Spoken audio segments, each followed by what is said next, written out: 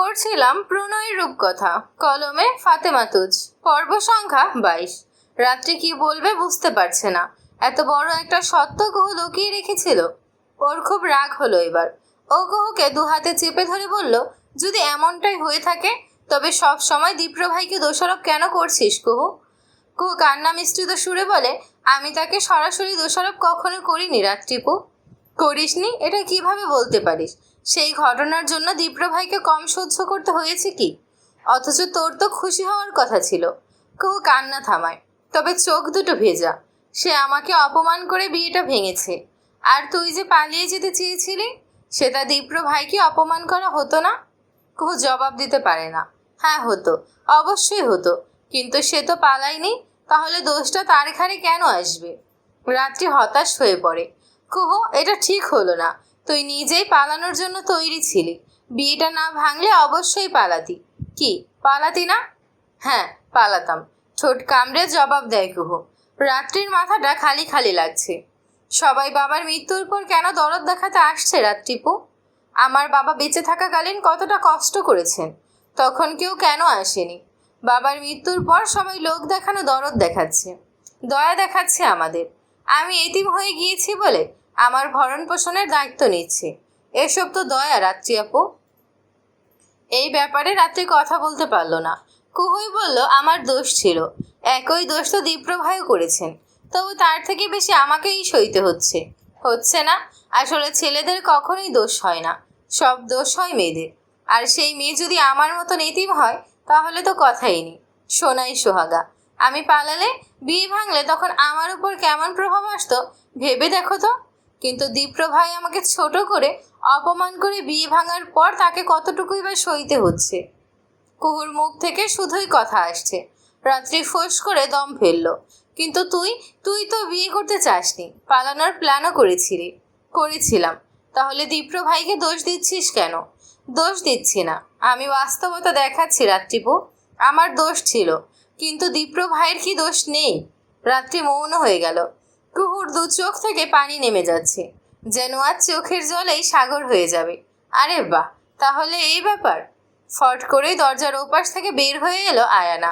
কুহুর বুকটা ধিমধিম করে উঠল। রাত্রি ভ্রু কুঞ্চিত করে বলল, তুই এখানে কি করছিস আয়ানা? লুকিয়ে আমাদের কথা শুনছিলি? হ্যাঁ রাত্রি আপু, শুনছিলামই তো। না শুনলে তো এত বড় সত্য জানাই হতো না। কুহু মাছ থেকে বলল, আয়ানা আপু দেখো বিষয়টা। কি দেখবো? তুই এত বড় সত্য লুকিয়ে রেখে নিকো সেজে থাকিস, সেই সব দেখবো? আয়ানা, আমাকে থামাতে পারবি না রাত্রিপু, একদমই পারবে না। আমার কথা শোনো আয়ানা আপু, তুমি কিন্তু চুপ, একদম চুপ। তোদের দুই বোনের ন্যাকামি শেষ আমিই করব।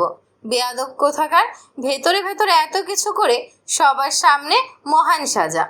আয়নার হাতটা ধরতে গিয়েছিল কুহু, কিন্তু পারল না। আয়না ফট করেই পা বাড়িয়ে চলে গেল। কুহু অসহায় হয়ে পড়ল। অন্ধকারের মধ্যে রাত্রিকেও ভীষণ অসহায় দেখালো। ও আসলেই বুঝতে পারল না কি করা উচিত। আবির দীপ্র একসাথে বসে আড্ডা দিচ্ছিল। অমন সময় আয়নাকে আসতে দেখা গেল। হন হন করে এসেছে সে, দীপ্র দাদা ভাই, দীপ্র দাদা ভাই। ওর কণ্ঠে দুজনেই তাকালো। দীপ্রর ভ্রু কুঞ্চিত হলো। আয়না হাঁপিয়ে গেছে একদম। কুহু, কত শেয়ানা, কত শেয়ানা তুমি জানো? একদম দীপ্রর বরাবর এসে দাঁড়ালো আয়ানা। আবির কাহিনী না বুঝে চেয়ে আছে। দীপ্রর বাহুখানা স্পর্শ করলো আয়ানা। তুমি জানোই না, কুহু বিয়ের দিন, বিয়ের দিন বাকি শেষ সময় দোতলার করিডোর দিয়ে আসতে দেখা গেল কুহুকে। ওর পেছনে পেছনে আসছে রাত্রি। কুহুর দু চোখে জল টই টই করছে। আয়ানা তাকালো। নিকুমে ন্যাকামির শেষ নেই। এই পর্যায়ে দীপ্র বলল, আর একটা কথাও না আয়ানা। তুমি শোনো কথাটা, কুহু আসলে বিয়েটা। দীপ্র দোতলা থেকে দৃষ্টি ফেরালো আয়ানার দিকে। কঠিন সুরে বলল, চুপ করতে বলেছি আয়ানা, আর একটা কথাও না। দাদা ভাই, তুমি জানোই না ও আসলে। আমি জানি আয়ানা, এ ব্যাপারে কোনো কথা যাচ্ছি না। আয়ানা অবিশ্বাস্য ভরা চোখে তাকালো। দীপ্র নিচু সুরে বলল, এই টপিক এখানেই শেষ, কোথাও যেন না যায়, মনে থাকবে? আয়ানা কথা বলতে পারল না। ও পিছিয়ে গেল এক পা, দু চোখ ভরা অবিশ্বাস। সিঁড়ি দিয়ে নেমে এসেছি। ওর দুটো চোখে জল থই থই করছে। দীপ্র কঠিন সুরে বলল, এই বিষয়ে কেউ কোনো কথা বলবে না, এখানেই সব শেষ। যদি কেউ বলো তো আমার থেকে খারাপ কেউ হবে না। আশা করি এইটুকু সম্মান আমাকে দেওয়া হবে। কুহুর শরীর কাঁপছে। সে রাতের খাবার খেতে যেতেও পারেনি। ওর সাহস হয়নি। দীপ্রভাই তাকে বাঁচালো। এটাও কি দয়া? হয়তো হ্যাঁ, কিংবা না। ওর ফোনটা তখন থেকে বেজে চলেছে। ও রিসিভ করছে না। ওর দুটো চোখ বেয়ে সমানে নোনা জল নেমে যাচ্ছে। শুকনো একটি ঢোক গিলল ও। হাতের তালুতে গাল মোছার প্রয়াস করলো, কিন্তু লাভ হলো কি? হলো না। পুনরায় গাল ভিজে গেল। শায়র লিখেছে, কুহু আমি সরি রে, আমি সরি। আমি রাগের মাথায় ওসব বলে ফেলেছি। আর বলবো না। আর তুই টেনশন করিস না, আমি কোথাও কিছু বলবো না। মেসেজটা কয়েকবার পড়ল কুহু। তারপর শায়রের নাম্বারে ডায়াল করলো। একটা সেকেন্ডও লাগেনি রিসিভ করতে। শায়র একই ভঙ্গিতে সরি বলতে বলতে বলল, দোস্ত আমি বলবো না, কাউকে বলবো না বিষয়টা। তুই প্লিজ মাফ কর, মাফ কর আমায়। সবাই সব কিছু জেনে যাবে শায়ের। আরে না পাগল, আমি তো বললামই কোথাও বলবো না। তোর বলতে হবে না। তোর হয়ে অন্য একজন এই কাজ করে দেবে। থ্যাংক ইউ রে, আমার অসহায়ত্বের সুযোগ নিয়ে এভাবে শেষ করার জন্য। Thank you so much. বলেই কল কাটল কুহু। শায়ের বারবার হ্যালো হ্যালো করলো। কল করার চেষ্টা করলো, কিন্তু লাভ হলো না। কুহু তাকে ব্লক করে দিয়েছে। রাত্রি এসে বসলো কুহুর পাশে। কুহু কথা বলল না, নড়লও না, মেঝেতেই বসে রইল। রাত্রি কুহুর মাথায় হাত বুলিয়ে বলল, যা হবার হয়েছে কুহু, আমরা আর এটা নিয়ে ভাববো না। আয়ানাকেও নিষেধ করা হয়েছে, তুই টেনশন করিস না। কুহুর গলাটা ধরা, কথা আসতে চাচ্ছে না। তবুও ভাঙা কণ্ঠে বলল, দীপ্রভাই আমাকে কেন বাঁচালো রাত্রি আপু?